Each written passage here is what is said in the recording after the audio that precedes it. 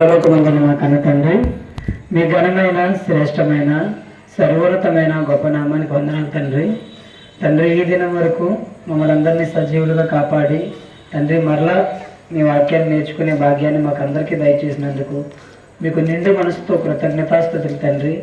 తండ్రి, ఈ సాయంకాల సమయాన మీ మాటలు తండ్రి చక్కగా వివరించే జ్ఞానాన్ని నాకు దయచేయండి తండ్రి.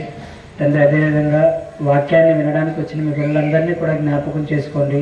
చక్కగా విని తండ్రి వాక్యాన్ని ప్రకారంగా మేమందరం బ్రతుకుటకు సహాయాన్ని దయచేయమని వేడుకుంటూ ఈ ప్రార్థన క్రీస్తు యేసు వారి సర్వోన్నతమైన నామంలో సమర్పించి వేడుకుంటున్నాను తండ్రి. ఆమేన్.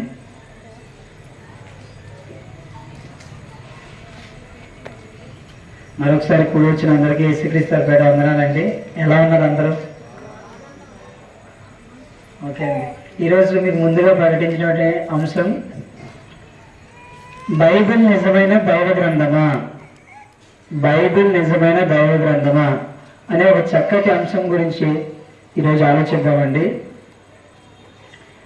మనం ప్రతి వారం నేర్చుకునేటప్పుడు ఎలాంటి సందర్భాలు ఎలాంటి పాఠాలు నేర్చుకుంటున్నామంటే దేవునిలో మనం ఏ విధంగా ఉండాలి, దేవునిలో మనం ఏ విధంగా ఎదగాలి, అదేవిధంగా పరలోకంలో ఉన్న దేవుడు తన మనస్సును బైబిల్లో ఏ విధంగా వ్రాయించారో దానికి సంబంధించిన విషయాలు కూడా తెలుసుకుంటున్నామండి.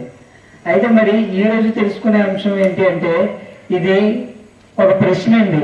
ఏంటి ఆ ప్రశ్న అంటే, ఈరోజు సమాజంలో ఎంతోమంది బైబిల్ యొక్క ఖ్యాతిని, బైబిల్ యొక్క గొప్పతనాన్ని జీర్ణించుకోలేక బైబిల్ ఏ విధంగా అయినా తప్పు పట్టాలి, బైబిల్ను ఒక తప్పుడు పుస్తకము అని చెప్పి బైబిల్పై ఎన్నో నిందలు వేసి తప్పుడుగా చిత్రీకరించాలని వాళ్ళు ఏమంటున్నారంటే, అసలు మీ దగ్గర మీరు నమ్మే క్రైస్తవులుగా మీరు నమ్మే బైబిల్ అసలు నిజమైన దైవ గ్రంథము అంటే దేవుడు వ్రాయించిన గ్రంథమే కాదు.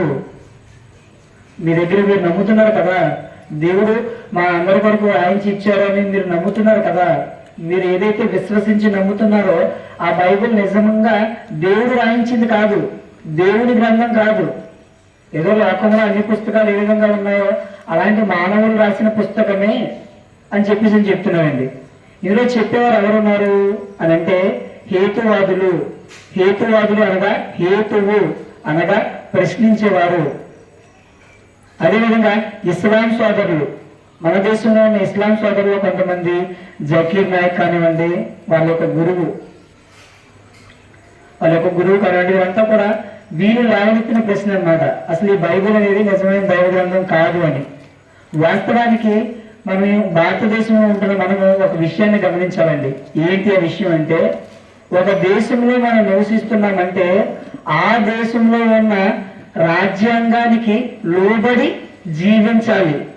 అయితే మరి మన భారత రాజ్యాంగంలో ఏముంది అని అంటే, ఏ వ్యక్తి అయినా తనకి ఇష్టమైన మతాన్ని స్వీకరించుకోవచ్చు. అదేవిధంగా తను నమ్మిన మతాన్ని చక్కగా ప్రకటించుకోవచ్చు. అదేవిధంగా ఇతరుల మతాల గురించి వాళ్ళు కించపరచకూడదు.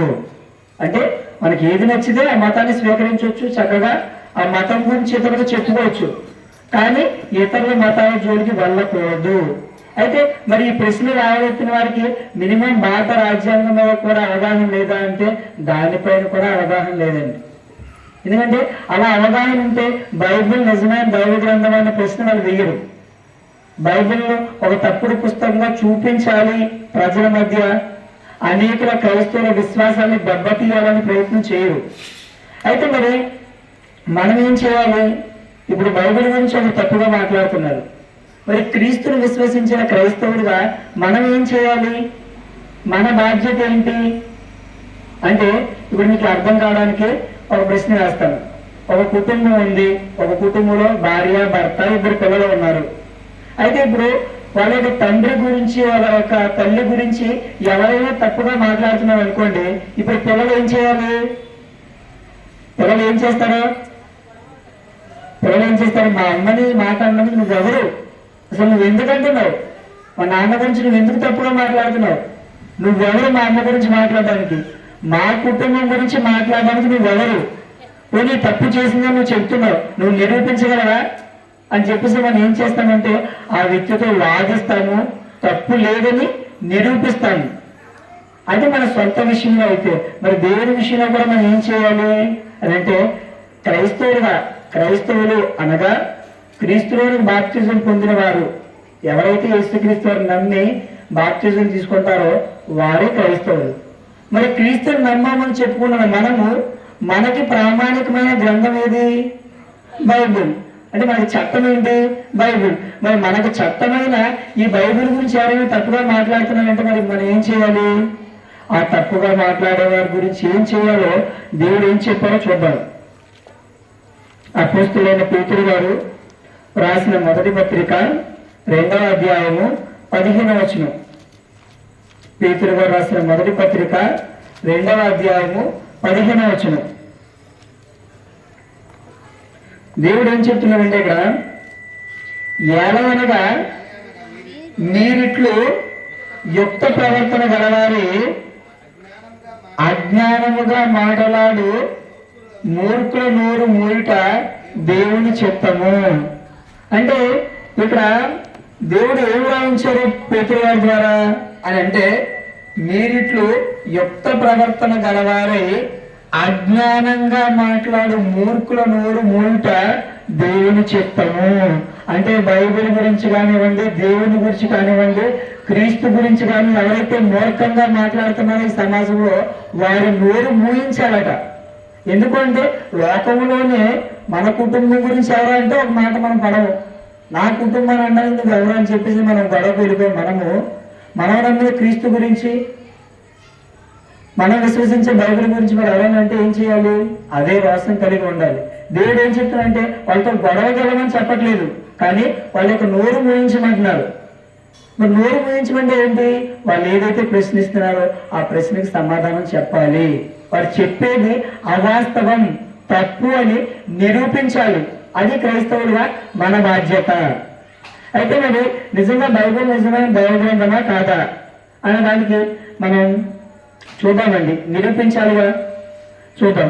ఈ బైబిల్ గురించి నిరూపించే ముందు అసలు బైబిల్లో ఎన్ని పుస్తకాలు ఉన్నాయి? 66 పుస్తకాలు ఉన్నాయి. బైబిల్ 2 నిబంధనలు, ఒకటి పాత నిబంధన, రెండవది కొత్త నిబంధన. ఈ పాత నిబంధనలో 39 పుస్తకాలు, కొత్త నిబంధనలో 27 పుస్తకాలు, మొత్తం 66 పుస్తకాలు ఉన్నాయండి. అయితే మరి ఇది ఎప్పుడు రాయబడింది? బైబిల్ ఎప్పుడు రాయబడింది అంటే క్రీస్తు పూర్వం 1500 సంవత్సరం నుంచి క్రీస్తు శకం 100, క్రీస్తు పూర్వం 1500 నుంచి క్రీస్తు శకం 100, సుమారు అవి 1500, ఇది ఒక 100, 1600 సంవత్సరాలు బైబిల్ రాశారండి. అదేవిధంగా ఎంతమంది రాశారు అంటే సుమారు 42 మంది రాశారండి.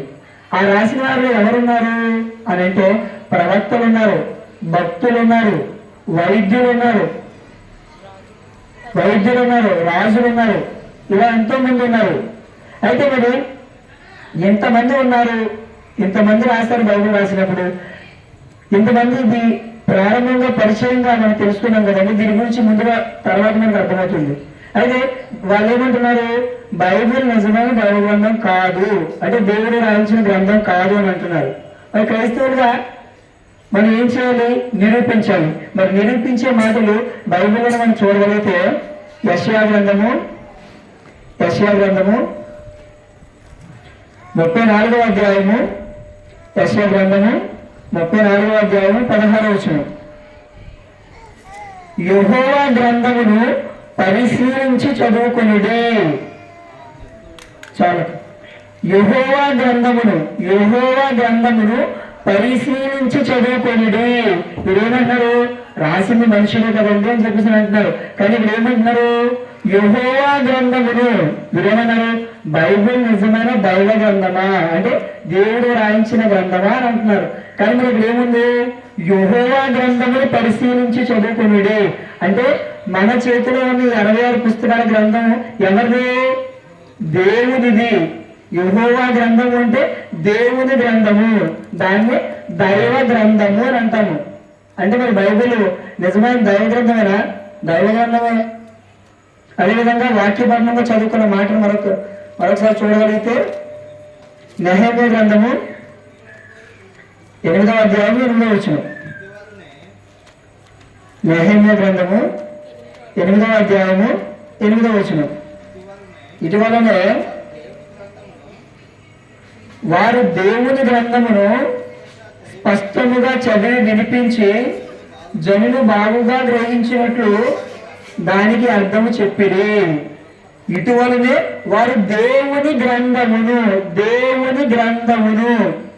ఏమన్నారు? బైబుల్ దేవుని గ్రంథం కాదు అని అంటున్నారు. కానీ బైబుల్ స్పష్టంగా ఏమని రాయబడింది? ఇటీవల వారు దేవుని గ్రంథమును అని చెప్పిస్తున్నారు. అంటే బైబుల్ నిజమైన దైవ గ్రంథమా? బైబుల్ నిజమైన దైవ గ్రంథం. ఇలాంటి ఆధారాలు చాలా ఉన్నాయండి.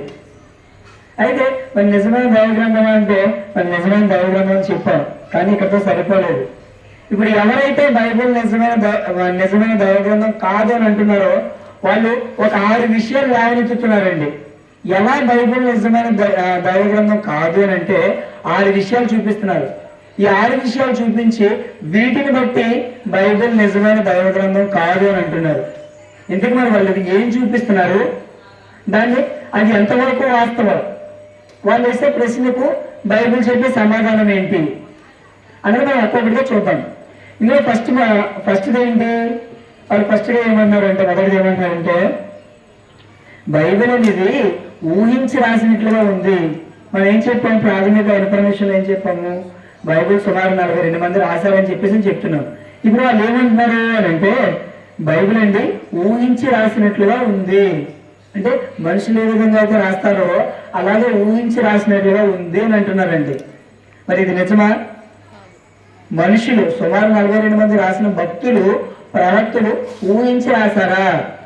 దీనికి బైబిల్ సమాధానం ఏంటి అనేది మనం చూద్దాం. అయితే దానికి చూసే ముందు ఇక్కడ ఏంటంటే మనం చెప్పుకున్నాం ముందుగా 42 మంది వ్యక్తులు రాశారు. అయితే ఇక్కడ విశేషం ఏంటి అంటే సుమారు 42 మంది వ్యక్తులు రాశారు. విశేషం ఏంటి అంటే ఎన్ని సంవత్సరాల్లో రాశారు చెప్పాను నేను? 1600 సంవత్సరాలు రాశారు. 1600 సంవత్సరాలు రాసిన వీరు ఒకే కాలానికి చెందినవారు కాదు, ఒకే ప్రాంతానికి చెందినవారు కాదు, ఒకే వృత్తులకు చెందినవారు కాదు. వీరంతా వేరు కాలానికి చెందినవారు, వేరు వృత్తులకు చెందినవారు. అయినప్పటికీ రాసిన విషయం అంతా కూడా ఒకటే. మనం బైబిల్లో చూస్తే ఏ ఒక్కటి కూడా ఒక మాట ఎక్కడా కూడా ఇంకో మాటను వ్యతిరేకించదు. అంటే ఇక్కడ ఒకలాగా అక్కడ మరొకలాగా, ఇక్కడ చేయమని అక్కడ వద్దని ఎక్కడ కూడా మనకు కనిపించదండి. అయితే మరి ఎందుకు ఇలా ఉంది అనడానికి, అదేవిధంగా ఎందుకు ఇలా ఉంది అని అనడానికి, అదేవిధంగా భవిష్యత్ కాలంలో కొంతమంది వచ్చి ఈ బైబిల్ మనుషులు ఊహించి రాసిందే అని చెప్పేవారు పుడతారని దేవుడికి తెలిసే ముందుగా ఒక బ్రహ్మాండమైన మాట రాయించారండి. ఆ మాటను మనం చూడగలిగితే 2వ పేతురు పత్రిక, పేతురు గారు రాసిన 2వ పత్రిక 1వ అధ్యాయము 20-21 వచనాలు మనం చూడగలిగితే, పేతురు గారు రాసిన 2వ పత్రిక 1వ అధ్యాయము 20-21 వచనం మనం చూడగలిగితే, ఒకడు తన ఊహను బట్టి చెప్పడం వల్ల చదవడానికి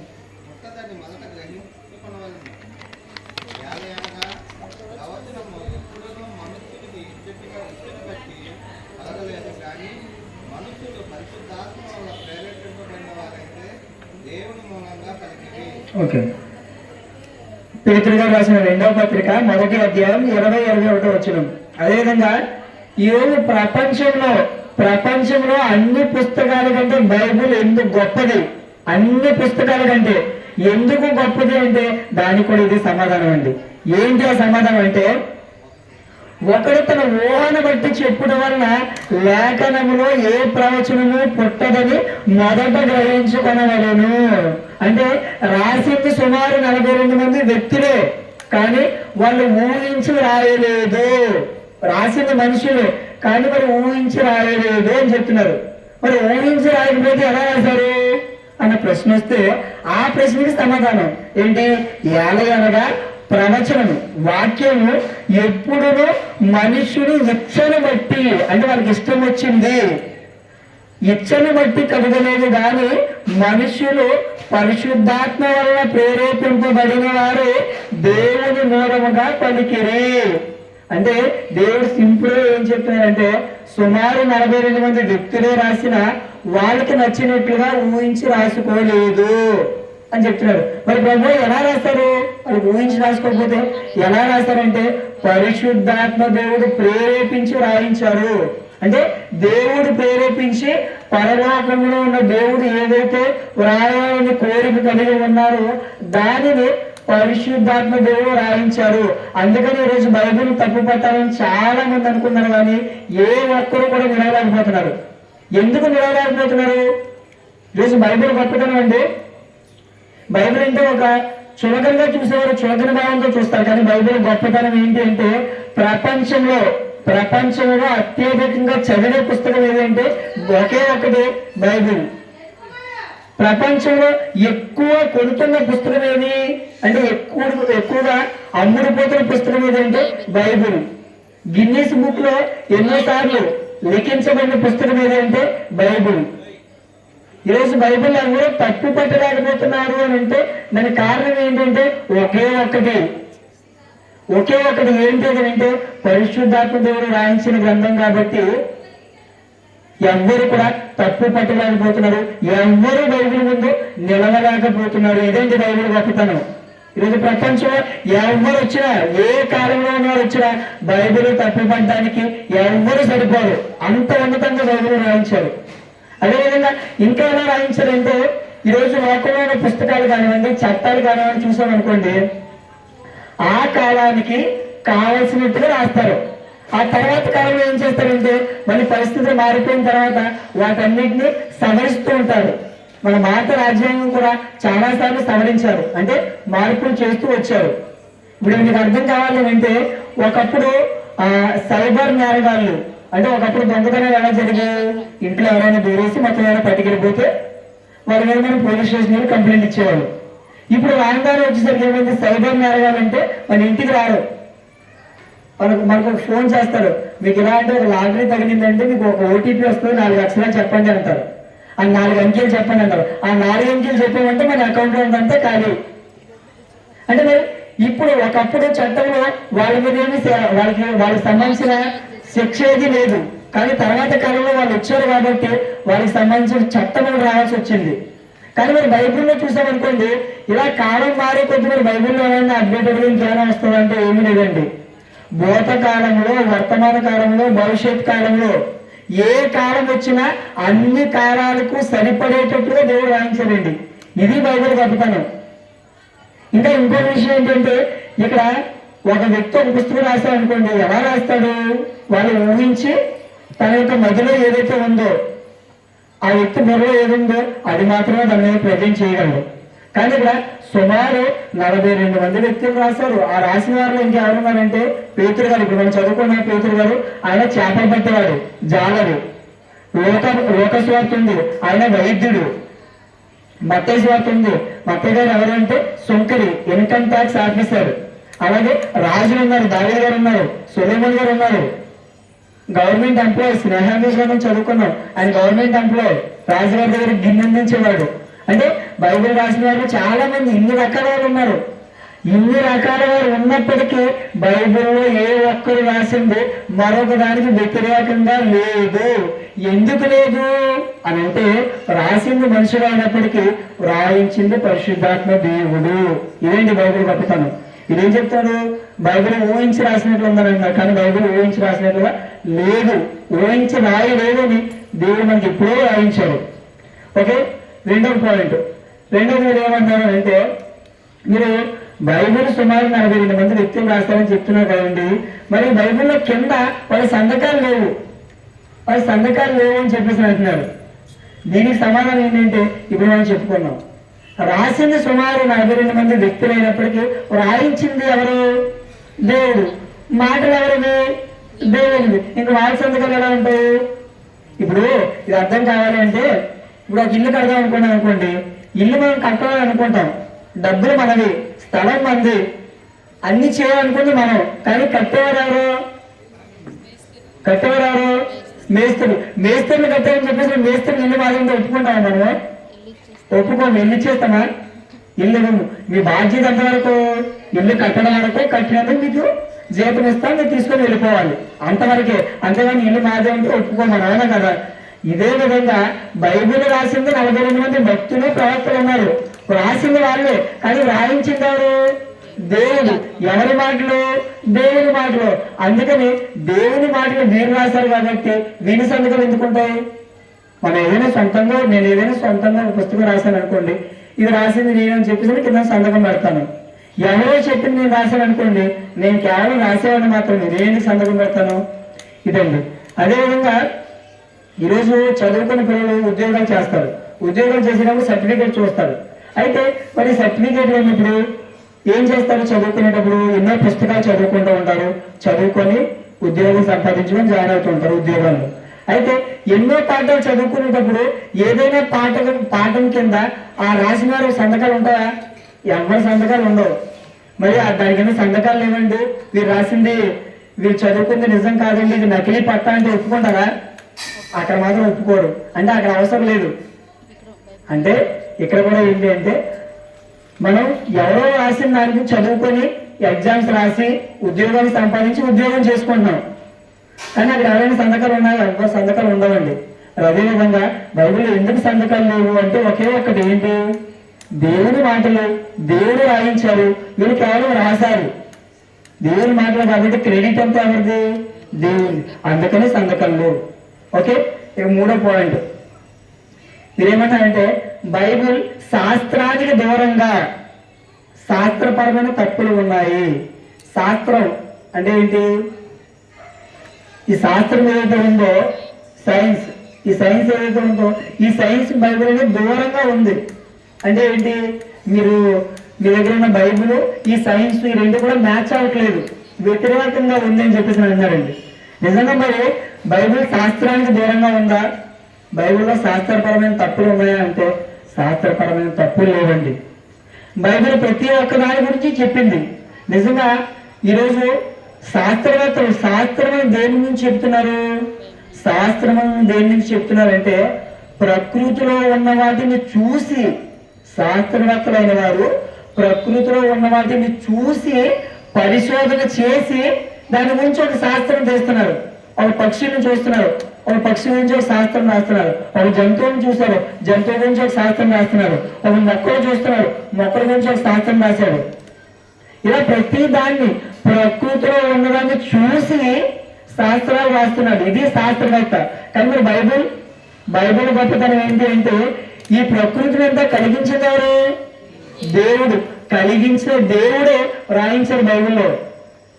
కలిగించిన దేవుడే బైబిల్లో రాయించారు. నిజంగా దేని గురించి అయినా చెప్పాలి అంటే ఎవరు చెప్పాలి అంటే ఎవరు చేశారో వాళ్ళే చెప్పాలి. ఇప్పుడు ఒక ఇంటి కోసం అడిగాం అనుకోండి, ఇల్లు ఎవరిదమ్మా అని చెప్పేసి అన్నాం అనుకోండి, ఆ ఇంటి గల ఓనర్ని అడిగితే ఆ ఇంటి గురించి చెప్తారు. ఎవరిని అడిగితే ఏం చెప్తారు? ఏం చెప్పలేరు. ఇప్పుడు ఈ శాస్త్రం గురించి ఏ శాస్త్రం గురించి అయినా బైబిల్లో చాలా శాస్త్రాలు ఉన్నాయండి, చాలా శాస్త్రాలు ఉన్నాయి. ఏ శాస్త్రం గురించి అయినా చెప్పాలి అంటే బైబిల్ చెప్పాలి. బైబిల్ చెప్తే కరెక్ట్గా చెప్తుంది. అయితే ఇందులో మనకు చాలా శాస్త్రాలు ఉన్నాయి, వీటన్నిటిని వివరించుకునే సమయం మనకు లేదు. ఒక శాస్త్రం గురించి చూద్దాం. ఏంటి ఆ శాస్త్రం అంటే అంతరిక్ష శాస్త్రము. అంటే అంతరిక్షానికి మన పైన ఉంది కదా, అంతరిక్షం ఏదైతే ఉందో ఆ అంతరిక్షానికి సంబంధించిన శాస్త్రం. దీన్ని ఇంగ్లీష్లో ఏమంటారు అంటే కాస్మాలజీ అని అంటారు. మరి ఏంటి ఈ అంతరిక్ష శాస్త్రం అంటే? మనకి ఆకాశంలో ఏం కనిపిస్తాయి? నక్షత్రాలు కనిపిస్తాయి. నక్షత్రాలు, చంద్రుడు ఇవన్నీ కూడా కనిపిస్తాయి. అయితే దీని గురించి శాస్త్రవేత్తలు నక్షత్రాల గురించి పరిశోధన చేసి ఏం చెప్పారు అంటే ఎన్నో నక్షత్రాలు ఉన్నాయి, వాటికి పేర్లు ఉన్నాయి, వాటికి లెక్క ఉంది అని చెప్పారండి. నక్షత్రాలు ఉన్నాయి, ఎన్నో నక్షత్రాలు ఉన్నాయి, నక్షత్ర మండలాలు ఉన్నాయి, వాటికి పేర్లు ఉన్నాయి, వాటికి ఒక లెక్క ఉంది అని చెప్పారండి. మరి ఈ విషయాలు బైబిల్ చెప్పిందా? వీళ్ళు చెప్పిన విషయాలు బైబిల్ చెప్పిందా? మనం చూడండి. కీర్తన గ్రంథం 147వ అధ్యాయము 4వ వచనం. కీర్తన గ్రంథం 147వ అధ్యాయము 4వ వచనం మనం చూడగలిగితే నక్షత్రముల సంఖ్యను ఆయన నియమించి ఉన్నాడు, వాటికన్నిటికీ పేర్లు పెట్టుచున్నాడు. ఈరోజు శాస్త్రవేత్తలు ఏం చెప్పారంటే నక్షత్రాలకి ఏముంది అంటే నక్షత్రాలు చాలా ఉన్నాయి అని చెప్పారు, కౌంట్ ఉందని. కానీ దేవుడు ఏమన్నాడంటే నక్షత్రముల సంఖ్యను ఆయన నియమించి ఉన్నాడు, వాటికన్నిటికీ పేర్లు పెట్టుచున్నాడు. వీళ్ళు చెప్పింది నక్షత్రాలకు లెక్క ఉందని, కానీ ఎందుకు ఆ లెక్కను పెట్టింది ఎవరు? ఆ లెక్క పెట్టింది ఎవరు అంటే దేవుడు. అదేవిధంగా వాళ్ళకి పేర్లు కూడా పెట్టింది ఎవరు? దేవుడు. ఈ విషయం శాస్త్రానికి తెలియదండి. ఈరోజు నక్షత్రాలకు పేర్లు ఎవరు పెట్టారో శాస్త్రానికి తెలియదు, కానీ బైబిల్ చెప్పింది ఏంటంటే ఈ శాస్త్రం కంటే బైబిల్ ఎంత గొప్పది అంటే నక్షత్రాలు చాలా కొన్ని కోట్ల నక్షత్రాలు ఉన్నాయి, ఎన్నో నక్షత్ర మండలాలు ఉన్నాయని మాత్రమే చెప్పారు. కానీ వాటికి ఒక సంఖ్య ఉందని, వాటికి పేర్లు ఉన్నాయని, ఆ పేర్లు పెట్టిందో కూడా బైబిల్ చెప్పింది. నిజంగా ఎంత గొప్పగా ఆలోచించండి బైబిల్. వాటి పేర్ల గురించి ఆలోచిద్దామండి. యోబు గ్రంథం 38వ అధ్యాయం 31వ వచనం. యోబు గ్రంథం 38వ అధ్యాయం 31వ వచనం మనం చూడగలిగితే, కృతిక నక్షత్రంలో నువ్వు బంధింపగలవా? మృగశీర్షకు కట్లను విప్పగలవా? వాటి వాటి కాలంలో నక్షత్ర రాశులు వచ్చినట్లు చేయగలవా? సప్తర్షి నక్షత్రంలోను వాటి ఉపనక్షత్రములను నీవు నడిపింపగలవా? చూడండి, నక్షత్రాల పేరు. కృతిక ఒక నక్షత్రం పేరు, మృగశీర్షిక ఇంకో నక్షత్రం పేరు, కిందకి వెళ్తే సప్తర్షి ఇదొక నక్షత్రం పేరు. అంటే నక్షత్రాల పేర్లు కూడా బైబిల్ చెప్పిందా అంటే చెప్పింది. ఇంకా అందులో ఏముంది? నక్షత్ర రాసులు ఉన్నాయట, వాటికి ఉపనక్షత్రాలు కూడా ఉన్నాయట, వాటికి ఉపనక్షత్రాలు కూడా ఉన్నాయని బైబిల్ చెప్పింది. అదేవిధంగా వీటి లెక్క గురించి కూడా బైబిల్ చెప్పిందండి. యెషయా గ్రంథము 40వ అధ్యాయము 26వ వచనం. యెషయా గ్రంథము 40వ అధ్యాయము 26వ వచనం మనం చూడగలిగితే, మీ కన్నులు పైకెత్తి చూడండి, వీటిని ఎవరు సూచించెను? వీటి లెక్క చొప్పున వీటి సమూహములను బయలుదేర చేసి వీటన్నిటికీ పేర్లు పెట్టి పిలిచేవాడే కదా. ఈరోజు కన్నుల పైకెత్తి చూస్తే మనకి సాయంత్రం కూడా కనిపించేవి ఏంటంటే నక్షత్రాలు. ఆ నక్షత్రాలు ఎలా ఉన్నాయి, వాటి పేర్లు ఏంటి, ఎన్ని నక్షత్రాలు ఉన్నాయి, దాని గురించి కనిపెట్టారు. కానీ దేవుడు ఇంకా అడ్వాన్స్ ఏం చెప్తున్నాడంటే కన్నుల పైకెత్తి చూడండి, వాటికి ఒక లెక్క ఉంది, ఒక సమూహం ఉంది. అదేవిధంగా వాటి పేర్లు పెట్టి పిలిచేది ఎవరు అని చెప్పేసి దేవుడు ప్రశ్నిస్తున్నాడు. అంటే దీని గురించి కూడా బైబిల్ చెప్పిందండి. ఇలా నక్షత్రాల కోసం చెప్పింది. అదేవిధంగా శాస్త్రం చెప్పలేని మరొక విషయం ఉంటుందండి. అది ఏంటి? నక్షత్రాల గురించి అంటే ఆకాశంలో నక్షత్రాలు ఉన్నాయి, వాటి పేర్లు ఉన్నాయి అని చెప్పేసి ఇవన్నీ చెప్పింది. కానీ ఈ నక్షత్రాల గురించి దేవుడు చెబుతూ ఆ నక్షత్రాలను చూసి ఏం నేర్చుకోవాలి అది కూడా దేవుడు చెప్పాడండి. దానియేలు గ్రంథం 12వ అధ్యాయం 3వ వచనం. దానియేలు గ్రంథం 12వ అధ్యాయం 3వ వచనం.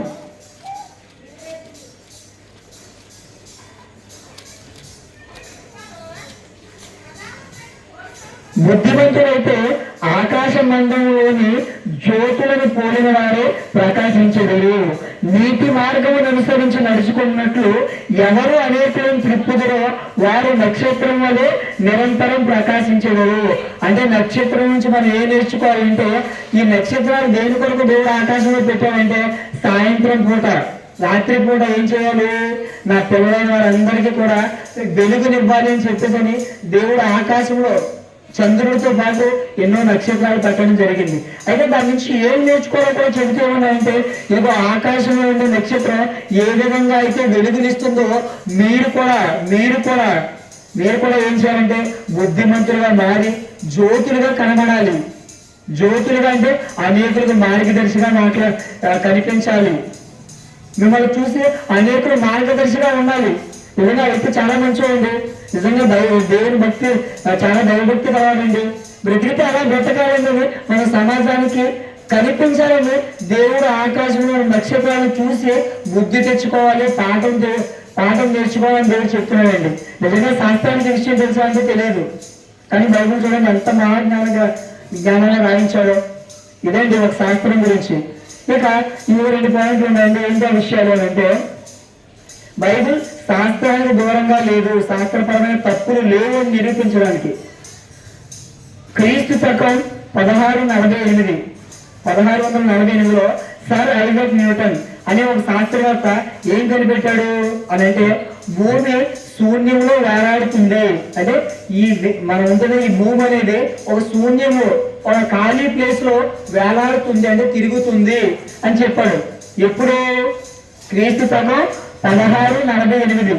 1648లో. అయితే మరి ఇదే విషయాన్ని దేవుడు ఎప్పుడు రాయించాడో చూద్దాం.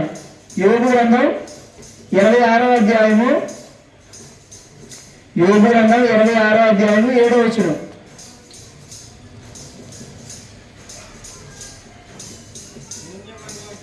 సూర్యమండలం పైన ఉత్తర దిక్కునున్న ఆకాశ విశాలమును ఆయన పరిచెను, శూన్యం పైన భూమిని వేలాడ చేసెను.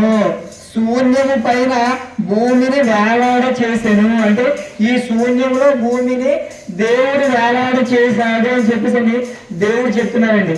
ఈరోజు శాస్త్రవేత్త కనిపెట్టింది ఎప్పుడు? 1648లో చెప్పాడు. కానీ మరి ఈ మాట ఎప్పుడు రాయబడింది? యోబు గ్రంథం 26:7 అంటే యోబు గ్రంథం సుమారు క్రీస్తు పూర్వం 1400లో రాయబడింది. క్రీస్తు పూర్వం 1400 సంవత్సరంలో బైబిల్లో రాయబడిన మాట. అంటే ఈ శాస్త్రవేత్త కంటే ముందు ఇదొక 1400, ఇదొక 1648, అంటే 3048 సంవత్సరాల ముందే దేవుడు రాయించాడు. అంటే ఈ శాస్త్రవేత్త కంటే సుమారు 3000 సంవత్సరాల క్రితమే భూమి శూన్యంలో వేలాడుతుంది. దాన్ని వేలాడి చేసింది ఎవరో కూడా దేవుడు చెప్పాడండి. అంటే మరి శాస్త్రానికి బైబిల్కి మ్యాచ్ అవ్వలేదా? మ్యాచ్ అయ్యే లేదా? సరిపోయిందా లేదా? అది ఏం చెప్పారు? భూమి శూన్యంలో వేలాడుతుందని శాస్త్రవేత్త చెప్పాడు. మరి బైబిల్ ఆ విషయం చెప్పిందా? బైబిల్ ఎప్పుడో చెప్పింది. శాస్త్రవేత్తలను బొడ్డు ఓడక ముందే 3000 సంవత్సరాల క్రితమే దేవుడు రాయించారు. మరొక సందర్భాన్ని మనం చూడగలిగితే నికోలస్ కోపర్నికస్ అనే ఒక శాస్త్రవేత్త 1548లో ఏం చెప్పారు అంటే ఒక విషయాన్ని చెప్పారు. ఏంటి అంటే ఈ భూమి అనేది, మనం నివసించే ఈ భూమి అనేది కదులుతుంది అని చెప్పారండి. అంతవరకు ప్రజలు ఏమి నమ్మేవారంటే భూమి కదలదు అని చెప్పేసి నమ్మేవారు. అయితే ఈ శాస్త్రవేత్త చెప్పిన తర్వాత నిజమే భూమి కదులుతుంది అని అందరూ ఒప్పుకున్నారు. ఎప్పుడు చెప్పాడు? 1548 క్రీస్తు శకం. అయితే మరి ఇదే విషయం దేవుడు ఎప్పుడు రాయించాలో మనం చూడగలిగితే అదే యోబు గ్రంథం 9వ అధ్యాయం 6వ వచనం. యోబు గ్రంథం 9వ అధ్యాయం 6వ వచనం. భూమిని దాని స్థలములో నుండి కదిలించువాడు ఆయనే. భూమిని దాని స్థలములో నుండి కదిలించువాడు ఆయనే. కదిలిస్తున్నాడు అంటే కదులుతుందా లేదా?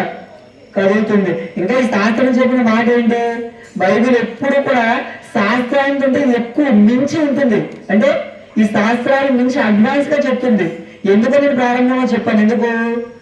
కలిగించిన దేవుడు, రాయించిన దేవుడు. మరి వీళ్ళు కాపీ ప్రకృతి ఉన్నదాన్ని చూసి కనిపెట్టి రాసిన ఈ శాస్త్రాలు. వీళ్ళు ఏం చెప్పారు? ఈ శాస్త్రాలు ఏం చెప్పారు? భూమి కదులుతుంది అని చెప్పాడు. కానీ భూమి కదులుతుంది, దాన్ని కదిలించేవాడు ఎవరు? ఆయన. అంటే భూమి కదులుతుంది, దాన్ని కదిలించేవాడు దేవుడే. ఈ విషయం ఇంకా శాస్త్రం కనుక్కోలేదండి. అంటే శాస్త్రం చెప్పకముందే బైబిల్ ఎంత గొప్ప విషయాలు చెప్పిందో చూడండి. అంటే ఎన్ని సంవత్సరాల ముందు చెప్పిందంటే ఇది కూడా యోబు గ్రంథం అంటే క్రీస్తు పూర్వం 1400, ఇది కూడా సుమారు 3000 సంవత్సరాల క్రితం. అంటే ఈ శాస్త్రవేత్త నికోలస్ కోపర్నికస్ అనే శాస్త్రవేత్త చెప్పక ముందే 3000 సంవత్సరాల క్రితమే బైబిల్ చెప్పింది. ఇప్పుడు చెప్పండి, బైబిల్ శాస్త్రానికి దూరంగా ఉందా? శాస్త్రానికి దూరంగా ఉందా? లేదు. ఇలాంటివి నిరూపించడానికి చాలా శాస్త్రాలు ఉన్నాయి. శాస్త్రపరమైన తప్పులు ఉన్నాయా? అస్సలు లేవు. నిజంగా ఇంకొక విషయం చెప్పాలంటే ఏదైనా నమ్మాలి అంటే, ఏదైనా ఒక వ్యక్తి శాస్త్రవేత్త ఏదైనా కనిపెడితే దాన్ని బైబుల్ అంగీకరిస్తే అది మనం నిజమని నమ్మాలి. శాస్త్రం చెప్పిన తర్వాత బైబిల్లో ఉందో ఏదో కాదు. శాస్త్రం చెప్పింది బైబిల్లో ఉందా? బైబిల్ అంగీకరించిందా? బైబిల్ అంగీకరించిందంటే అది మనం నిజమని నమ్మాలి. ఓకే. ఇక నాలుగో విషయం ఏంటంటే చారిత్రాత్మక ఆధారాలు లేవు అని అన్నారండి. ఏంటి చారిత్రాత్మక అంటే చరిత్రకు సంబంధించిన ఆధారాలు ఏమీ లేవు మీరు నమ్ముతున్న బైబిల్లో అని అంటున్నారు. మరి ఇది నిజమా? బైబిల్ చరిత్రకు సంబంధించిన ఏ వాస్తవాలు ఏ ఆధారాలు లేవా అంటే బైబిల్లో చాలా విషయాలు ఉన్నాయండి. ఈ ప్రపంచాన్ని పరిపాలించిన 4 సామ్రాజ్యాలు: బబులోను సామ్రాజ్యం మొదటి సామ్రాజ్యం, రెండవది మాదీయ పారసీక సామ్రాజ్యం రెండవ సామ్రాజ్యం, మూడవ సామ్రాజ్యం గ్రీకు సామ్రాజ్యం, 4వ సామ్రాజ్యం రోమా సామ్రాజ్యం. ఈ 4 సామ్రాజ్యాల గురించి బైబిల్లో ఉంది, వ్రాయబడింది. ఇంకా చెప్పాలి అంటే ఈ 4 సామ్రాజ్యాల్లో మొదటి సామ్రాజ్యం, ఈ 4 సామ్రాజ్యాల్లో ఈ సామ్రాజ్యాలు రాకముందే ఏ సామ్రాజ్యాలు వస్తాయి, ఎవరెవరు వస్తారు, ఇవన్నీ కూడా దేవుడు ముందుగానే రాయించాడండి. ఆ సామ్రాజ్యాలు ఇంకా భూమి మీదకి రాక మునిపే, స్థాపించక మునిపే దేవుడు బైబిల్లో రాయించాడండి. ఇది బైబిల్ గొప్పతనం, ఇది బైబిల్ గొప్పతనం. ఇంకా వీటి భవిష్యత్తు గురించి కూడా బైబిల్ చెప్పిందండి. ఇంకా ఏం చెప్పింది అంటే బైబిల్లో మనకి నోవా వాడ గురించి చరిత్రలో ఆధారాలు ఇప్పటికే ఉన్నాయి. అదేవిధంగా మోషే గారు రాసిన 10 పలకలు, ఏంటి ఆజ్ఞలు రాసిన పలకలు ఉన్నాయి కదా, ఆ పలకలు, ఈజిప్ట్ లో పిరమిడ్స్, అలాగే గొలియాతు, మనకి దావీదు గొలియాతు యుద్ధం తెలుసు కదా, ఆ గొలియాతు అస్థిపంజరం కూడా దొరికిందండి. అదేవిధంగా సొలొమోన్ గారు, ఈరోజు మనం చదువుకున్న పుస్తకాల్లో చూస్తే సొలొమోన్ గారి యొక్క జ్ఞానం గురించి ఉంటుంది. మరి సొలొమోన్ గారి గురించి, ఆయన యొక్క జ్ఞానం గురించి పాఠ్య పుస్తకాల్లో ఉందంటే అది నిజమనే కదా. నిజం కాకుండా పాఠ్య పుస్తకాల్లో రాస్తారా? నిజము. ఇంకొక విషయం ఏంటంటే బైబిల్ నిజమని చెప్పడానికి చాలా ఆధారాలు ఉన్నాయి, చరిత్రలో చాలా ఉన్నాయి. ఎవరైనా వస్తే వాళ్ళు అలిసిపోయేంత వరకు కూడా చూపించే ఆధారాలు ఉన్నాయి. ఇందులో ఇంకొక ఆధారం మనం చూడగలిగితే ఈ శాస్త్రవేత్తలు గారు ఆ సృష్టి కాలమానాన్ని పరిశీలించారట. అంటే సృష్టి కాలమానం కాదు, భూకాలమానం. అంటే భూమి 24 గంటలు ఉంది కానీ 24 గంటలు ఒక రోజు. అయితే భూమి తన చుట్టూ తాను తిరగడానికి పట్టే కాలము 24 గంటలు. అయితే ఈ శాస్త్రవేత్తలు పరిశోధన చేశారట.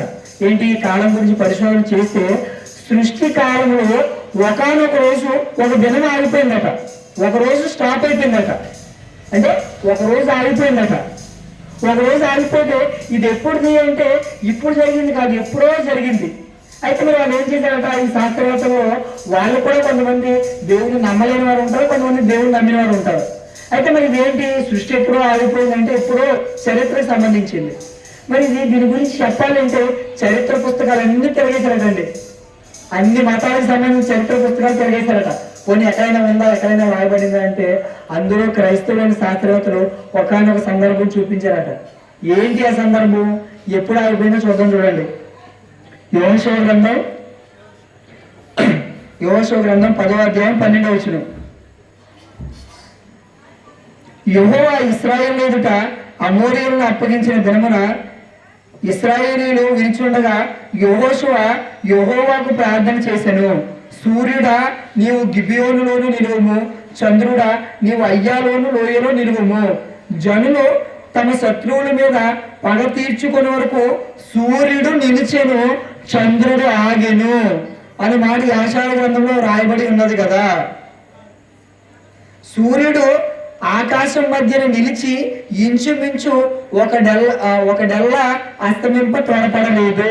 అంటే ఈ సందర్భం ఏంటి అంటే యుద్ధం చేసే సందర్భంలో మోషే గారి తర్వాత ఇశ్రాయేల్ నడిపించే నాయకుడైన యెహోషువ గారు ఏం చేశారంటే యెహోవాకు అంటే పరలోకంలో ఉన్న దేవుడికి ప్రార్థన చేసి సూర్యుడు చంద్రుడు ఆగిపోవాలని ప్రార్థన చేస్తే యెహోషువ గారు చేసిన ప్రార్థన దేవుడు విని సూర్యుడిని చంద్రుడిని ఆపేశాడు. అంటే ఈ సందర్భం బైబిల్లో చదివిన తర్వాత నాసా శాస్త్రవేత్తలు ఒప్పుకున్నారు. ఏమనంటే అది ఒక పేపర్ కటింగ్ ఉండదండి, ఇక్కడ మనం చూపించడానికి ఏది అవ్వదు. కానీ నాసా శాస్త్రవేత్తలు అప్పుడు ఒప్పుకున్నారంటే ఏమని, NASA proves that the Bible is true great. అంటే నాసా శాస్త్రవేత్తలు ఒప్పుకున్నది ఏంటంటే బైబిల్ నిజం, బైబిల్ గొప్పది అని ఒప్పుకున్నారండి. అంటే మరి బైబిల్లో చారిత్రకు సంబంధించిన చరిత్ర ఆధారాలు లేవా అంటే ఆధారాలు ఉన్నాయి, ఎన్నో ఆధారాలు ఉన్నాయని చెప్పుకుంటూ వెళ్ళిపోతే. తర్వాత నెక్స్ట్ 5వ పాయింట్లో మనం వెళ్తే భౌగోళిక ఆధారాలు. అంటే భౌగోళిక ఆధారాలు బైబిల్లో ఏమీ లేవు అని చెప్పేసి మీరు చెప్తున్నారండి. భౌగోళిక ఆధారాలు అంటే ఏంటి అని అంటే బైబిల్లో చెప్పబడిన పట్టణాలు, ప్రాంతాలు, పల్లెలు ఏవైతే ఉన్నాయో ఇప్పుడు ఏమీ లేవు, అందుకనే బైబిల్ నిజమైన దైవ గ్రంథం కాదు అని అంటున్నారు. మరి ఇది నిజమేనా? బైబిల్లో భౌగోళిక ఆధారాలు ఏమీ లేవా అంటే బైబిల్లో చాలా ఉన్నాయండి. బైబిల్లో చాలా ఉన్నాయి. ఇది అర్థం కావడానికి ఒక సందర్భం మనం చూడగలిగితే ఆది కాండము 2వ అధ్యాయము 10 నుంచి 15. ఆది కాండము 2వ అధ్యాయము 10 నుంచి 15 ఒకసారి నేను చదువుతాను చూడండి. మరియు ఆ తోటను తడుపుటకు ఏదైనా నుండి ఒక నది బయలుదేరి అక్కడ నుండి చీరిపోయి 4 శాఖలు ఆయను. మొదటి దాని పేరు పీషోను. అది హవీరా దేశమంతటా చుట్టూ పారుచున్నది. అక్కడ బంగారం ఉన్నది. ఆ దేశము బంగారం శ్రేష్టమైంది. అక్కడ బోళమును గోమేదకమును దొరుకును. రెండవ నది పేరు గీహోను. అది కూసు దేశమంతటి చుట్టూ పారుచున్నది. మూడవ నది పేరు హిద్దికేలు. అది అశూరు తూర్పు వైపునకు పారుచున్నది. 4వ నది యూఫ్రటీసు. చూడండి, ఇక్కడ 4 నదులు. అంటే ఆ సందర్భం ఏంటి? ఆదామవ్వలు ప్రారంభంలో దేవుడు ఎక్కడ పెట్టారు? ఏదైనా తోటలో పెట్టారు. ఆ ఏదైనా తోటలో ఏముందట? ఒక నది ఉంది. ఆ నది 4 భాగాలుగా చీలిపోయిందట. 4 భాగాలుగా చీలిపోయింది. ఆ 4 భాగాలు ఏంటి? Gihon, Pishon, Hiddekel, Euphrates. ఆ తర్వాత కాలంలో ఏమైంది అంటే ఈ 4 కూడా జలప్రలయం తర్వాత కాలంలో ఏమైంది అంటే ఈ 4 కూడా పోయి 2 ఉన్నాయండి. అవి ఇప్పటికీ ఉన్నాయా? హిద్దికేలు, యూఫ్రటీస్. దీనికి ఇప్పుడున్న పేర్లు మారాయండి. యూఫ్రటీస్కి పరాతు అని పేరు ఉంది ఇప్పటికి. ఎప్పటికీ ఈ 2 నదులు ఉన్నాయండి. బైబిల్లో చెప్పిన ఈ 2 నదులు ఎప్పటికే ఉన్నాయి. మరి ఎప్పటికే ఉన్నాయంటే బైబిల్లో భౌగోళిక ఆధారాలు ఉన్నాయా లేదా? బైబిల్లో ప్రారంభంలో ఆది కాండంలో చెప్పిన ఆ నదికి సంబంధించిన ఆ 4 శాఖలలోని 2 శాఖలు కాలక్రమంగా 2 పోతే ఇంకొక 2 ఉన్నాయా? 2 ఎప్పటికీ ఉన్నాయా? ఎప్పటికీ ఉన్నాయి. బైబిల్ నిజమైన దైవ గ్రంథం. ఇంకా చెప్పాలంటే ఈరోజు మరి ఇంకా ప్రాంతాలు లేవని అంటున్నారు కదా. ఆ రోజు బైబిల్లో రాయబడింది ఐగుప్తు గురించి మనకి నిర్గమాకాండంలో తెలుసు. మోసే గారు సందర్భం అంతా, చరిత్ర అంతా. ఆ ఐగుప్తుకి ఇప్పుడున్న పేరేంటి? ఈజిప్టు. అలాగే యెరూషలేము బైబిల్లో రాయబడింది. ఇప్పుడు జెరూషలేము ఎప్పటికీ ఉంది. బైబిల్లో హిందూ దేశం అంటే ఏంటో తెలుసా? భారతదేశం. మన భారతదేశం గురించి కూడా బైబిల్లో రాయబడింది. ఎస్తేరు గ్రంథం 1వ అధ్యాయం 1వ వచనంలో ఉంటుంది. యెరూషలేము గురించి లూకా సువార్త 2వ అధ్యాయం 4వ వచనం. ఐగుప్తు అంటే ఈజిప్టు ఎప్పటికీ ఉంది. నిర్గమాకాండం 1వ అధ్యాయం 1వ వచనం. ఊజు దేశం మనకి యోబు గారి సందర్భం. యోబు గ్రంథం 1వ అధ్యాయం 1వ వచనం. అది ఇప్పుడు ఉందా? ఇప్పుడున్న మస్కట్ దేశం. అప్పుడు ఊజు అంటే మరి ఇవన్నీ ఉన్నాయా? ఇవన్నీ కూడా ఉన్నాయి. అలాగే బైబిల్లో చెప్పిన సముద్రాలు, ఎర్ర సముద్రం, మధ్యధరా సముద్రం, మృత సముద్రం ఇప్పటికీ ఉన్నాయా? ఎప్పటికీ ఉన్నాయి. అలాగే బైబిల్లో చెప్పిన ఖండాలు, ఆసియా ఖండం ఇప్పటికీ ఉందా? అందులోనే ఉన్నాం మనం. అలాగే యూరోప్ ఖండం అదే ఉందా? అదే ఉంది. అదేవిధంగా ఆఫ్రికా ఖండానికి పాత పేరు ఏంటంటే కూషు. ఇప్పుడు ఏమైంది అంటే తర్వాత ఏమైనా పేరు మారింది అంటే ఆఫ్రికా అని పేరు మారింది. అంటే మరి బైబిల్లో భౌగోళిక ఆధారాలు ఉన్నాయా? చాలా ఉన్నాయి. బైబిల్ ఎవరు కూడా తప్పు పట్టలేరు. ఇక చివరి టాపిక్ ఏంటంటే అండి, వీళ్ళు ఏమంటారంటే బైబిల్లో అశ్లీలత ఉంది. అశ్లీలత అంటే బైబిల్లో బూతులు ఉన్నాయి అని అంటున్నారండి. మరి ఏ సందర్భాలు చూపించి వీళ్ళు ఇలా మాట్లాడుతున్నారు అంటే ఆది కాండం 19వ అధ్యాయం 31వ వచనం. ఆది కాండము 19వ అధ్యాయం 31వ వచనం మనం చూడగలిగితే చదవండి ఒకసారి తీసి. ఆది కాండం 19వ అధ్యాయము 31. కుమార్తెలను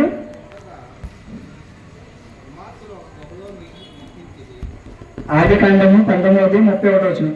అట్లుండగా అక్క తన చెల్లితో, మన తండ్రి ముసలివాడు, సర్వలోక మర్యాద చొప్పున మనతో పోవుటకు లోకంలో ఏ పురుషుడు లేడు. ఈ సందర్భాన్ని చూపిస్తున్నారండి. ఏంటి సందర్భం అంటే లోతు యొక్క 2 కుమార్తెలు తప్పు చేస్తారు, వ్యభిచారం చేస్తారు. ఇప్పుడు ఈ సందర్భాన్ని చూపించేమంటారంటే ఇదిగో మీ బైబిల్లో బూతులు ఉన్నాయండి, తండ్రితో 2 కూతుర్లు పోవడం ఏంటండి, ఇదేనా మీ బైబిల్ అని చెప్పేసి అంటున్నారండి. మరి ఏంటి దీనికి సమాధానం ఏంటి అని అంటే బైబిల్లో దేవుడు వ్రాయించారు అంటే లోతు కుమార్తెలు తన తండ్రితో తప్పు చేశారు అని బైబిల్లో దేవుడు రాయించారు తప్ప లోతు కుమార్తెల మీరు కూడా చెయ్యండి అని చెప్పేసి బైబిల్లో రాయబడలేదండి. అంటే మరి ఎందుకు రాయించాలంటే ప్రతి ఒక్కరికి తెలియాలంటే తెలియాలి, మంచి ఏదో తెలియాలి, చెడు ఏదో తెలియాలి. అందుకనే దేవుడు బైబిల్ మంచి రాయించారు, చెడు రాయించారు. మంచి చదువుకొని మంచి చేయాలని, చెడు తెలుసుకొని మీరు అలా ఉండకూడదని. ఒకవేళ మరి దీన్ని బట్టి బైబిల్ తప్పు పడితే ఇప్పుడు మనం వేసే క్వశ్చన్ కౌంటర్ ఏంటంటే, మనం పొద్దున్నే న్యూస్ పేపర్ చదవగానే మనకి ఏమొస్తాయండి? ఒకప్పుడు చాలా తక్కువ వచ్చాయి, ఇప్పుడు ఎక్కువ వస్తున్నాయి. న్యూస్ ఏంటి? నేరాలు, ఘోరాలు, హత్యలు, మానభంగాలు. పేపర్ తీస్తే అదే, ఏదైనా ఛానల్ న్యూస్ ఛానల్ పెడితే అదే. ఏంటి చిన్న బిడ్డలు, ఏంటి 3 సంవత్సరాల పిల్లలు, 5 సంవత్సరాల పిల్లలు పాడు చేశారని చెప్పేసి ఇవన్నీ కూడా మనం పేపర్లో చదువుతున్నాము, న్యూస్లో కూడా చూస్తున్నాం. ఇప్పుడు నా క్వశ్చన్ ఏంటంటే వాళ్ళు పేపర్లో వేసింది మనం చదువుకో మనం కూడా తప్పు చేయాలనా? పేపర్లో వేసే ఆ వార్తలు మనం చదువుకొని మనం కూడా తప్పు చేయాలనా? న్యూస్లో చూపించే వార్తలు బట్టి ఇదో ఈ వ్యక్తి అన్యాయంగా ఒక వ్యక్తిని చంపేస్తాడనంటే మనం ఆ వార్త విని మనం కూడా ఇంకో వ్యక్తిని పొడిచే చంపేయాలనా? కాదు. ఇదో ఒక పనికి మాలిన వాడు ఈ పని చేస్తాడు, మీరు ఇలా చెయ్యకూడదు, జాగ్రత్తగా ఉండండి, ఆడపిల్లపై అత్యాచారం జరుగుతుందని మీరు జాగ్రత్తగా ఉండండి అని చెప్పేసి ఒక న్యూస్ వేశారంటే దాన్ని బట్టి జాగ్రత్త పడాలని, అలా మనం చెయ్యకూడదు అని. ఒకవేళ ఈ సందర్భాన్ని బట్టి బైబిల్ తప్పు పెడితే మరి న్యూస్ మీడియాని, ప్రింట్ మీడియాని, ఎలక్ట్రానిక్ మీడియాని ఏవైతే నేరాలు, ఘోరాలు, హత్యలు, మానభంగాలు వీటన్నిటి గురించి రాసే ఛానల్స్ ఏవైతే ఉన్నాయో వాటిని కూడా తప్పు పట్టాలి. మరి ఎవరైనా తప్పు పడతారా? ఎవరు తప్పు పడరు. ఎవరైనా తప్పు పడ్డానికి వెళ్తే శుభ్రంగా చెప్పుకుంటే చెవులు మూసేస్తారు. పేపర్లో రాసిందే నువ్వు చేయమని కాదు, ఇలాంటి దరిద్రులు ఉన్నారు, నువ్వు కూడా ఇలా మారకూడదని చెప్పేసి అంటారు. అంటే దీన్ని బట్టి ఏంటి అని అంటే దేవుడు ఎందుకు రాయించారు? మరి బైబిల్లో మరి ఇదే సందర్భం కాదండి, ఇంకో కొన్ని సందర్భాలు ఉన్నాయి. వాటన్నింటినీ ఎందుకు రాయించారు అని అంటే ఒక చక్కటి మాట చూసుకొని ముగించుకుందామండి. అపోస్తులైన పౌలు గారు కొరింథీయులకు రాసిన మొదటి పత్రిక 10వ అధ్యాయము 10-11 వచనాలు. అపోస్తులైన పౌలు గారు కొరింథీయులకు రాసిన మొదటి పత్రిక 10వ అధ్యాయము 10-11 వచనాలు మనం చూడగలిగితే, మీరు సనగకుడి, వారిలో కొందరు సనికి సంహారకుని చేత నశించిరి. ఈ సంగతులు పైనుంచి మనం 10వ వచనం చదివాం అనుకోండి. ఇశ్రాయేలు చరిత్ర, దేవుడు వాళ్ళు విడిపించేటప్పుడు వాళ్ళు దేవుని మీద ఎన్ని సనుక్కున్నారు, దేవుని కోసం ఎన్ని తప్పుడు మాట్లాడినారు, వాళ్ళు దేవుణ్ణి ఎన్ని ఇబ్బందులు పెట్టారో అవన్నీ చెప్పుకుంటూ వచ్చారండి. ఇవే కాదు, అదేవిధంగా బైబిల్లో ఇవన్నీ కూడా ఎందుకు రాయించారంటే, మీరు సనగకుడి, వారిలో కొందరు సనికి సంహారకుని చేత నశించిడి. వాళ్ళు శనిగారు దేవుడి మధ్యలోనే చంపేశాడు. మీరు కూడా శనిగితే మీకు కూడా సేమ్ అదే పడుతుంది గతి అని చెబుతూ ఈ సంగతులు దుష్టాంతములుగా వారికి సంభవించి యుగాంతమందున్న మనకు బుద్ధి కలుగుటకే రాయబడెను. అంటే ఇగో వాళ్ళు ఎవరైతే బుద్ధి తక్కువ ఉండి పనిచేశారో అవన్నీ మీకు రాయిస్తున్నాను, మీరు అవన్నీ చదువుకొని మీరు కూడా అవి చేయకుండా ఉండాలి. ఒకవేళ చేశారనుకోండి, వాళ్ళకి ఏదైతే శిక్ష పడిందో మీకు కూడా అదే పడుతుంది, మీకు కూడా అదే పడుతుంది అని జాగ్రత్తగా కూడా దేవుడు రాయించారండి. అంతేగాని బైబిల్లో అశ్లీలత లేదు. ఎందుకు రాయించిన సందర్భాలు అని అంటే వాటన్నిటిని చదువుకుని మనం అలా ఉండకూడదు, మనం అలా చెయ్యకూడదు అని. నిజంగా తల్లిదండ్రులు గమనిస్తామండి, పిల్లలకు నేర్పించేవాడు మంచివాడు నేర్పిస్తే సరిపోదు. ఇప్పుడు తన పిల్లలకి చెడేదో తెలియకపోతే, ఇది చెడు అని చెప్పేసి వాళ్ళకి తెలియకపోతే వాళ్ళు చేసే అవకాశం ఉందా లేదా? ఇప్పుడు పిల్లలు ఉన్నారండి, సోనియా కళ్యాణ్ బాగున్నాడు, ఇప్పుడు అదేంటి అంటే కరెంట్ ఉంది, ఇప్పుడు ఆ కరెంట్ దగ్గరికి వెళ్ళకూడదు అన్న, అది కరెంటు అక్కడికి వెళ్ళకూడదు, దానికి వెళ్ళి ముట్టుకుంటే మనం చనిపోతాము అని చెబితే వాడు అక్కడ వెళ్ళ మానేస్తాడు. చెప్పకపోతే వెళ్ళే అవకాశం ఉందా లేదా? వెళ్ళి ముట్టుకుంటే ప్రాణం పోయే అవకాశం ఉందా లేదా? ఉంది. అదేవిధంగా సమాజంలో వచ్చే తన పిల్లలంతా కూడా ఏ తప్పు చేయకూడదు, ఏ తప్పు చేస్తే దానికి ఏ విధమైన శిక్ష ఉంటుందో అవన్నీ కూడా దేవుడు ముందుగా రాయించారు. అవన్నీ చదువుకో మనం ఏం చేయాలి అంటే మనం ఈ విధంగా తప్పు చేస్తే ఈ విధమైన శిక్ష వస్తుంది. అదేవిధంగా మనకి అదే నేరాల విషయాల్లో కూడా చూడండి, దిశ మనకు తెలుసు, దిశ హత్య కేసు తెలుసు, నిర్భయ హత్య కేసు తెలుసు. అవన్నీ చేసిన తర్వాత ఏం చేశారు? వాళ్ళ నలుగురిని దిశ హత్య కేసులో చంపేశారు. అంటే దాన్ని చూసి మనం ఏం చేసుకోవాలి అంటే ఎవరైనా అలా వెళ్ళారంటే వాళ్ళు కూడా చనిపోతారు, ఉరేసి చంపేస్తారు. ఎవరైనా అది చూసిన ఎవరైనా మళ్ళీ మీరు కూడా అలాంటి తప్పు చేయడానికి వెళ్తే మీరు కూడా మీ జీవితాన్ని అర్ధాంతరంగా ముగించుకోవాలి అని తెలియజేయడం కోసం ఈ చట్టాలు ఇవన్నీ కూడా మనకు చూపిస్తారండి. అలాగే బైబిల్లో కూడా దేవుడు ఏం చేశారంటే ఇవన్నీ కూడా ఎందుకు రాయించారు అని అంటే తన పిల్లలైన వారికి మేల్కొల్పు. ఇవి మంచి ఏదో చదువుకోవాలి, దాని ప్రకారంగా బ్రతకాలి, చెడు ఏదో చదువుకోవాలి, దాని ప్రకారంగా బ్రతకకూడదు, అందుకోసమే రాయించారండి. ఇప్పుడు చెప్పండి, బైబిల్ నిజమైన దైవ గ్రంథమా? బైబిల్ నిజమైన దైవ గ్రంథం. ప్రతి ఒక్క విషయంలో వాళ్ళు అడిగే ప్రతి ఒక్క ప్రశ్నకు బైబిల్లో సమాధానం ఉందంటే ప్రతి ఒక్కదానికి కూడా బైబిల్లో సమాధానం ఉంది. మరి ఇవన్నీ తెలుసుకోమని ఏం చేయాలంటే ప్రారంభంలో తెలుసుకున్నాం ఏమని, ఎవరైనా దేవుని గురించి తప్పుగా మాట్లాడితే వాళ్ళ నోరు మూయించాలి. అలాగే వాళ్ళతో మనం గొడవకి వెళ్ళాల్సిన అవసరం లేదు.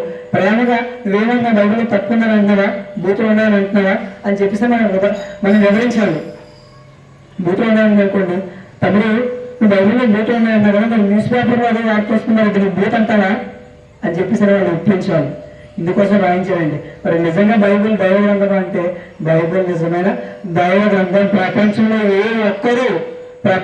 ఏ ఒక్కరు కాదనలేదు. బైబిల్ నిజమైన దైవ గ్రంథం తెలుసుకుని మనంతా ఏం చేయాలి, బైబిల్ గురించి క్రీస్తు గురించి దేవుని గురించి ఎవరైతే తప్పుగా మాట్లాడుతారో వాళ్ళకి అందరికీ కూడా ప్రేమపూర్వకంగా ఏం చేయాలి. 1 Petrus 2:15 మనము అజ్ఞానంగా మాట్లాడి మూర్ఖులు నోరు మూయించాలని చదువుకున్నాం. 3:15 ఇంకో మాట ఉంటుంది, ఏంటి అంటే మిమ్మల్ని హేతువుడికి ప్రతి దానికి కూడా సాత్వికంతో సమాధానం చెప్పడానికి ఎల్లప్పుడూ సిద్ధంగా ఉండండి అని ఉంటుంది. అంటే తప్పుగా మాట్లాడితే వాడు నోరు మూయించాలి, వాడికి సమాధానం చెప్పాలి. కాబట్టి బైబిల్ నిజమైన దైవ గ్రంథం అంటే 100% బైబిల్ నిజమైన దైవ గ్రంథమే. ఈ పాట కన్నా మీరంతా కూడా ఎవరైనా పొద్దున ప్రశ్నిస్తే వాళ్ళకి సమాధానం చెప్పి వాళ్ళ నోరు మూయించాలి. ఓకే.